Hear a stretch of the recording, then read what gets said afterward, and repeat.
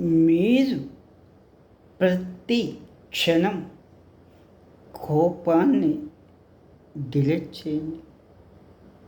మీకు వచ్చిన కోపాన్ని డిలీట్ చేయండి. మీకు వచ్చిన సంతోషాన్ని షేర్ చేయండి. మంచి ఆలోచనలను రీఛార్జ్ చేసుకోండి.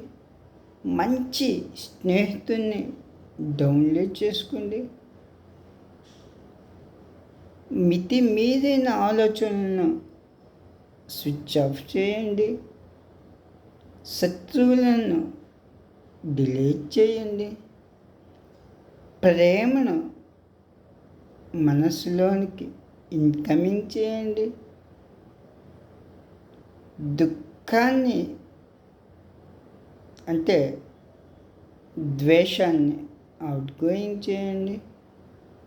మరి అంతేగా